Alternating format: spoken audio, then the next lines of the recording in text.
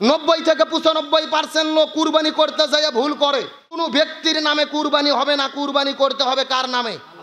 হুজুর একেবারে খেটা খেট 10-12টা নাম বলতিছে, আব্দুল সালাম, আব্দুল করিম, রুহুল কুদ্দুস, বুলু, আবুল মফিস, সব কয়ে কুরবানি দিচ্ছে। এদের নামে কুরবানি সম্পূর্ণ ভুল। কোনো ব্যক্তির নামে কুরবানি নয়, কুরবানি কার নামে?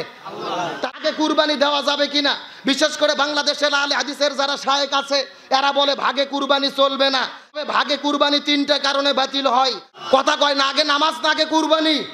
আল্লাহ বলছেন ফাসল্লি লিরাব্বিকা ওয়ানহার, আগে নামাজ পড়ো তারপরে কুরবানি করো। তাহলে কি বোঝা যাচ্ছে, আগে নামাজ না আগে কুরবানি? আরো জোরে বলেন। কুরবানি যখন চলে আসে একটা বিতর্কিত মাসালা, আলেমদের মধ্যে তর্ক বিতর্ক, আমরা 3 ভাগ করি কুরবানির গোশত। 3 ভাগ করা জরুরি কিনা, 3 ভাগ না করলে কুরবানি হবে কিনা, কুরবানির গোশত 3 দিনের বেশি খাওয়া যাবে কিনা।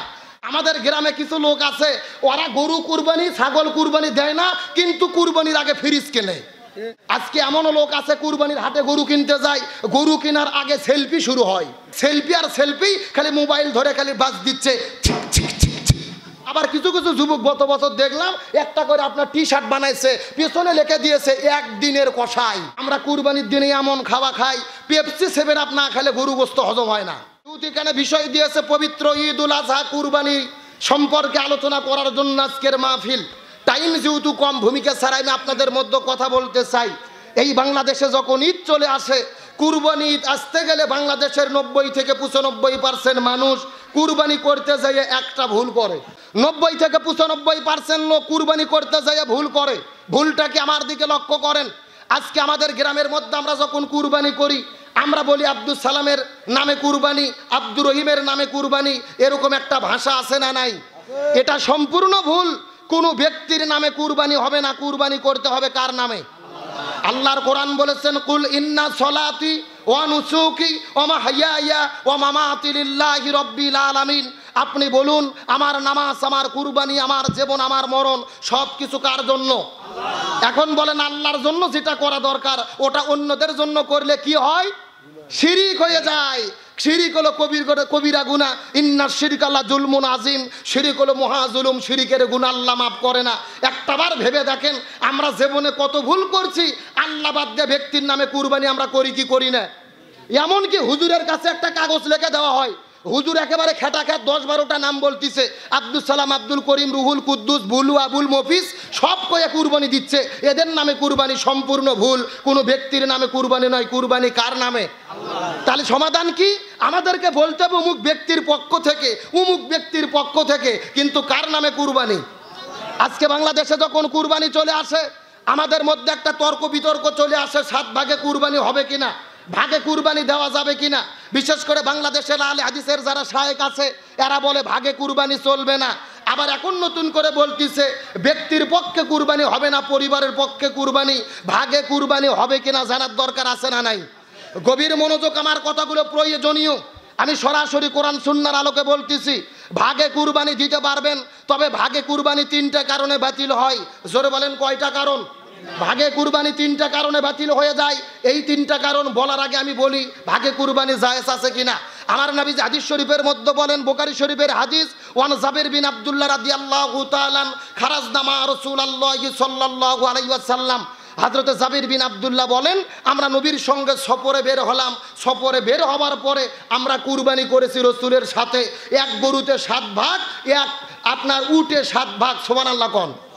তাহলে আমার নবী যদি সাহাবীদেরকে নিয়ে 7 ভাগে কুরবানি দেয়, ভাগে কুরবানি জায়েজ আছে না নাই?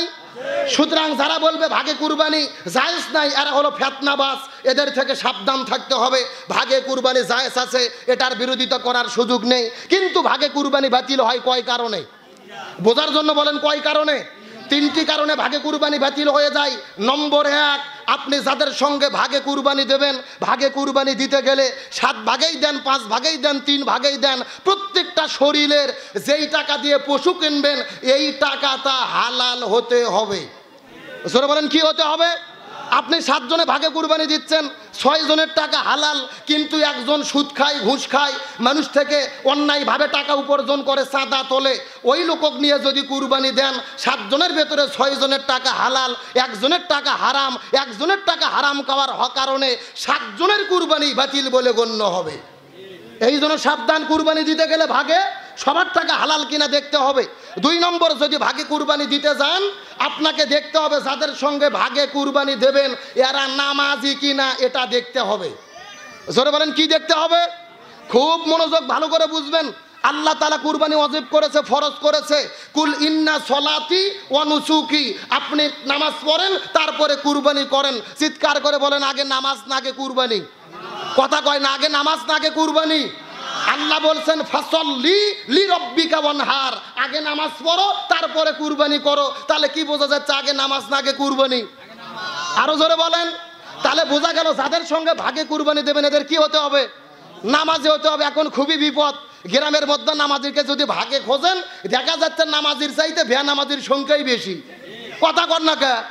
কেউ যদি বলে কে রে বেনামাজি তোদের সঙ্গে কুরবানি দেব না, বেনামাজিরা বলতেছে আমরাই এক দল, তোরা নামাজি ভেনো দে আমরা বেনামাজি আলাদা দেব। পরে দেখা যাচ্ছে বেনামাজি দলই বড়। কথা কর না কে?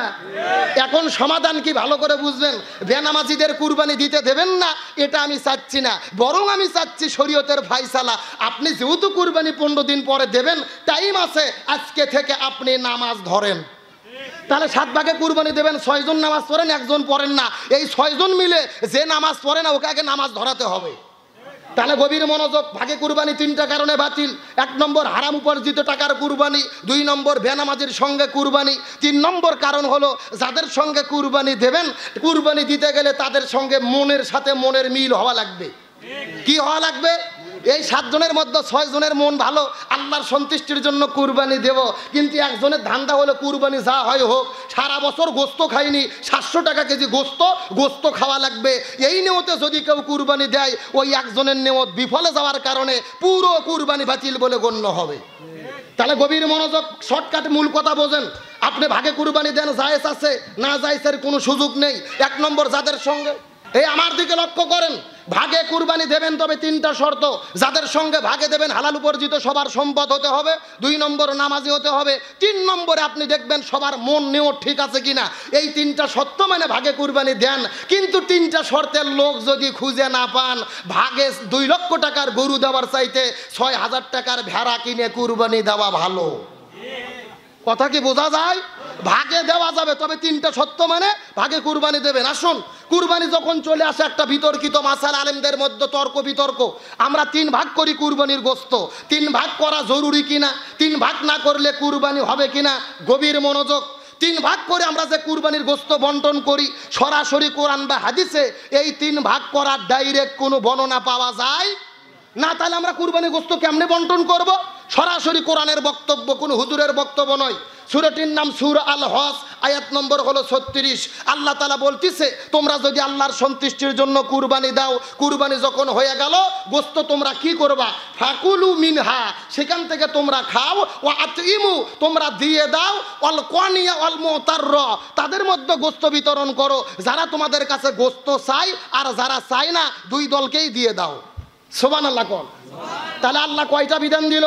ফাকুলু মিনহা, 1 নম্বরে নিজে খাও, 2 নম্বরে কি করো? তোমরা দিয়ে দাও যারা তোমাদের কাছে চাই, যারা চায় না।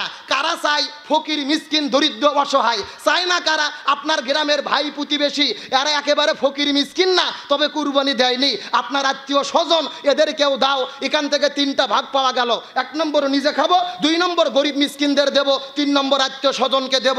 এই আয়াত গবেষণা করে ইমাম আবু হানিফা রাহমাতুল্লাহ আলাইহি বলেছে এই জন্য কুরবানি গোশত 3 ভাগ করা মুস্তাহাব, করতেই হবে, এটা বাধ্যতামূলক না, তবে করা হলো উত্তম পদ্ধতি। সুবহানাল্লাহ কোন। কিন্তু 3 ভাগ সব সময় জরুরি নয়। আমার দিকে লক্ষ্য করেন, এই যে আমার প্রিয় ভাই মাওলানা মুজাহিদুল ইসলাম এইবার একটা কুরবানি দেবে 1 লক্ষ টাকার গরু, গোস্ত হয়েছে 3 মণ, এর বাড়িতে সদস্য 2 জন। জোরে কোন কয়জন? এখন 2 জন সদস্য কুরবানি দেশে 3 মণে গরুর, ভাগ পাবে কয় মণ? 1 মণ। 1 মণ আত্মীয় স্বজনক দেবে, 1 মণ পাড়া প্রতিবেশীক দেবে, ফকির মিসকিনক দেবে। বাড়িতে কয় মণ? 1 মণ। এখন বলেন তো 1 মণ গোস্ত কি এই মাওলানা 2 জন মানুষ খেতে পারবে? তার মানে বোঝা গেল এই হুজুরের জন্য 3 ভাগ নয়। এই হুজুরের কাজ কি? বাড়িতে 2 জনে 20 কেজি রেখে দেবে, পুরো গোস্ত গরিবদের দিয়ে দেবে। এটাই হলো শরীয়তের উত্তম ফায়সালা। আবার আমার এই পাশে বসে আছে মাওলানা নূর নবী, এ একটা ছাগল কুরবানি দিয়েছে, বাড়ির সদস্য 10 জন, ছাগল কুরবানি করে গোস্ত পাইছে 3 কেজি। কয় কেজি? এখন 3 কেজি গোস্ত পাইছে, 10 জন লোক রান্না করে একবার বসলেই তো পেট ভরবে না। এখন এ যদি 3 ভাগ নাও করে 10 কেজি গোস্ত 2-1 কেজি দান করে বাকি 8 কেজি খাইয়ে ফেলে, এ খাইয়ে ফেলতে পারবে। তার মানে প্রধান শর্ত, প্রধান ফাইসালা ইসলামের বিধান হলো খাবো কম দেব বেশি, এরই নাম হলো কুরবানি। 3 ভাগ করা উত্তম, তবে আমাদের সাইডে থাকবে আমরা খাবো কম দেব বেশি, এই শর্ত যদি থাকে কোনো সমস্যা হবে না। কিন্তু ঈদ যখন চলে আসে আমাদের মধ্যে তুমুল তর্ক বিতর্ক, হুজুর কুরবানির গোস্ত 3 দিনের বেশি খাওয়া যাবে কিনা, কুরবানির গোস্ত ফ্রিজে রাখা যাবে কিনা। এমনও লোক আছে কুরবানি দিয়ে সারা বছর ফ্রিজত গোস্ত থুয়ে খায়, এইরকম লোক আছে না নাই? আরে ভাই, যারা কুরবানি দেয় এদের ধান্দা বাদ দেন। আমাদের গ্রামে কিছু লোক আছে, ওরা গরু কুরবানি ছাগল কুরবানি দেয় না, কিন্তু কুরবানির আগে ফ্রিজ কেনে। জোরকান কি কেনে? একদিন জিজ্ঞেস করলাম, কে ভাই তোমার কুরবানি নাই, ফ্রিজ কে? ও বলতেছে, হুজুর আপনি কুরবানি দিয়েও যা, আমরা না দিয়েও তাই। মানে আমরা কুরবানি দিয়ে 7 ভাগে গোস্ত ভাগ পাই 8 কেজি, ও কুরবানি দেয় না, বাড়ির সদস্য 10 জন, 10 ভাগ পাইয়া গোস্ত হয়ে গেছে 25 কেজি। দেখা গেল আমার ফ্রিজের তলা ফাঁকা, ওর ফ্রিজ ভরা। কথা কন না কে?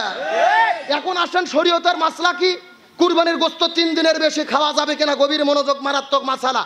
আমার নবীজি হাদিস শরীফের মধ্যে বলেন, একবার মক্কায় দেখা গেল মহামারী, মানুষের মধ্যে বিপদ, পেটের মধ্যে খাবার নাই। রসুল সাহাবীদেরকে বললেন, সাবধান, 3 দিনের বেশি কারু বাড়িতে যেন গোস্ত না থাকে, 3 দিনের বেশি কেউ যেন গোস্ত না রাখে, 3 দিনের বেশি গোস্ত খাওয়া যাবে না। এই বছর পার হয়ে গেল, সাহাবীরা গোস্ত বিতরণ করে দিলেন, 3 দিনের বেশি খাইলেন না। পরের বছর আবার কুরবানি আসলো, লক্ষ্য করে দেখা গেল মহামারী নাই, পরিবার ভালো, এলাকা ভালো, দেশ ভালো। তখন রসুল সাহাবীদেরকে বললেন, তোমরা কুরবানি দিয়েছো, এখন তোমরা কি করো? কুলু, এখান থেকে খেয়ে ফেলো, এখান থেকে তোমরা তোমাদের ইচ্ছা মতো, তোমাদের সামর্থ্য মতো, তোমাদের মন মতো, তৃপ্তি মতো এখান থেকে তোমরা খাও। তারপরে ও আতইমু, তোমরা কিছু বিতরণ করে দাও, ও আদ্দাখিরু, কিছু তোমরা সংরক্ষণ করো। সুবহানাল্লাহ কোন? এখানে বিধান কয়টা হলো? 1 নম্বর কুলু, খাও, 2 নম্বর ওয়াতিমু, দিয়ে দাও, 3 নম্বর ওয়াদ্দাখিরু, সংরক্ষণ করো।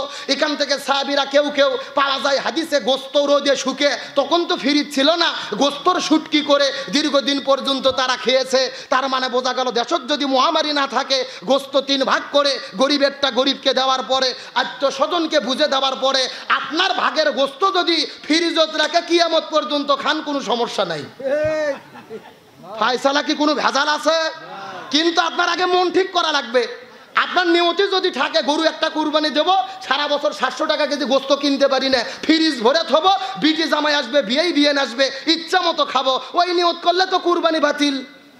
তার কারণে আল্লাহর কোরআন বলেন, লা ইয়ানালাল্লাহু লুহুমুহা ওয়ালা দিমাউহা ওয়ালাকিন ইয়ানালুহুত তাকওয়া মিনকুম কাযালিকা সাখখারাহা লাকুম লিতুকাব্বিরুল্লাহা আলা মা হাদাকুম ওয়া বাশশিরিল মুহসিনিন। আল্লাহ বলে, তোমরা যেই কুরবানি করো, এই কুরবানির গোশত, চামড়া, রক্ত কোনো কিছু আমার কাছে আসে না, আমি আল্লাহ, আমার কাছে আসে তোমাদের অন্তরে অবস্থিত তাকওয়া। সুবহানাল্লাহ কোন? তার মানে আল্লাহ আপনার 2 লাখ টাকার গরু দেখবে না। আপনি 2 লাখ টাকা গরু দিয়েছেন মানুষকে দেখানোর জন্য, আর আপনার পাশে আব্দুল সলিম, সে কুরবানি দিয়েছে 6000 টাকার একটা ভেড়া আল্লাহর সন্তুষ্টির জন্য। আল্লাহ বলতেছে 2 লাখ টাকার গরু লোক দেখানো, ওর কুরবানি বাতিল। 6000 টাকা ওই যে ভেবাচ্ছে যেই ভেড়া, ওর কুরবানি আল্লাহর কাছে কবুল। সুবহানাল্লাহ কোন? আজকে লোক দেখানো ইবাদত আমাদের জমিনের মধ্যে আছে না নাই? আজকে এমনও লোক আছে কুরবানির হাটে গরু কিনতে যায়, গরু কেনার আগে সেলফি শুরু হয়। যেরকম কি একেবারে গরুর ঘাট ধরে সেলফি তুলতেছে, গরু বাড়িতে নিয়ে যে সেলফি তুলে বন্ধুদের পাঠে দিচ্ছে, কেউ আবার মাইডে দিচ্ছে। কুরবানি যে করবে, গরু জব হচ্ছে, ও সেলফি তুলতিছে। এমনও লোক আছে গরুর চামড়া ছিলতিছে, গরুর উপরে সেলফি তুলতিছে। তার মানে গরু কেনার থেকে শুরু করে খাওয়া পর্যন্ত, বাটা পর্যন্ত, আর সেলফি শুধু চলতিছে, সেলফি আর সেলফি, খালি মোবাইল ধরে খালি বাজ দিচ্ছে। কথা কন না কে রে? ওর কুরবানি আল্লাহর দরবারে কবুল হবে? ও তো গরু কুরবানি করার আগে 6 লাখ লোক ফেসবুকত দেখাচ্ছে। কথা কন না কে? ওর কুরবানি তো মানুষকে দেখানোর জন্য, ওর কুরবানি আল্লাহর জন্য নয়। এই জন্য সাবধান, গরু যেটা কেনেন, পশু যেটা কেনেন, ফেসবুকে দেবেন না, সেলফি তুলবেন না। ঈদের দিনে জবে করার সময় সেলফি, গোস্ত বাটার সেলফি, রক্ত মাতানোর সেলফি। আবার কিছু কিছু যুবক গত বছর দেখলাম একটা করে আপনার টি-শার্ট বানাইছে, পেছনে লিখে দিয়েছে 1 দিনের কষাই। কয় দিনের কষাই? মানে ওরা নাকি 1 দিনের কষাই হয়েছে। ইচ্ছা মতো গোস্ত নিয়ে খেলাখেলি করতেছে। অনুভূতি আনার বিষয়, হযরত ইব্রাহিম আলাইহিস সালাম ইসমাইলকে কুরবানি করেছে, ওই অনুভূতি নিয়ে যদি কেউ গরু কুরবানি করে, সেলফি তোলা তো দূরের কথা, চোখের কান্না বন্ধ করতে পারবে না। সুতরাং সেই অনুভূতিকে আমরা অন্তরে আনতে পেরেছি। এই জন্য বলে লোক দেখানোর জন্য সেলফির কোনো কাজ নাই, এগুলো কাজ করা যাবে না, এখান থেকে আমাদেরকে দূরে রাখতে হবে। আবার কুরবানির ঈদ যখন চলে আসে, আমরা কুরবানির দিনে এমন খাওয়া খাই, পেপসি 7 আপ না খেলে গরু গোস্ত হজম হয় না। কথা কন না কে? মানে ঈদের দিনে দেখবেন বিটির বাড়ির যাচ্ছে বাপ গোস্ত নিয়ে, 1 কেজি গোস্ত সাথে 2 লিটার একটা 7 আপ। আমার রাসূল বলেছেন, খাও তোমরা পেটকে 3 ভাগ করে, 1 ভাগ খালি রাখো, 1 ভাগ খাও, আর 1 ভাগ পানি খাও। আর আমরা এমন মুসলমান, এমন খাওয়া খাই 7 আপ না খেলে গোস্ত হজম হয় না। তারপরে দেখবেন সারা বছর যত রোগ না হয়, ডাক্তারের কাছে রুগী না যায়, কুরবানি ঈদের পরে রুগী ভিড় জমে যায় লাইন ধরে। তার মানে বোঝা গেল বেশি খাওয়ার জন্য রোগ চলে আসে না। আপনি অবশ্যই খাবেন, খেতে হবে রসুলের সুন্নাত মতো। আর একটা কথা পরিষ্কার করে বলতে চাই, ঈদের দিনে 7 আপ খান, পেপসি খান, কোকাকোলা খান, এগুলো কোল্ড ড্রিঙ্কস, এগুলো কমল পানীয়, এগুলোর অবস্থা কি জানেন? ডাক্তাররা রিপোর্টে বলেছে বাংলাদেশের অধিকাংশ মানুষ যারা কিডনি নষ্ট হয়ে মারা যাচ্ছে, কিডনি ড্যামেজ হয়ে যাচ্ছে, এর অন্যতম কারণ হলো এই 7 আপ, পেপসি, কোকাকোলা, কোমল পানি খাওয়ার কারণে। এই জন্য সাবধান, ইচ্ছা মতো খাইয়া 7 আপ, কোকাকোলা, পেপসি খাবেন না। আর একটা কারণ কি, আজকে ফিলিস্তিনে মুসলমানদের মারতিস ইসরায়েল। এই যে কোকাকোলা কার পণ্য? ইসরায়েল। পেপসি কার পণ্য? ইসরায়েল। 7 আপ কার পণ্য? ইসরায়েল। আপনি গরু গোস্ত করে ঈদের গোস্ত খাচ্ছেন, গরুর গোস্ত, আর আপনি ইসরায়েলের 7 আপ খেয়ে তাদের পকেটে টাকা তুলে দিচ্ছেন মুসলমানদের মারার জন্য। আপনি ঈদের অনুভূতি বুঝতে পারেন নাই।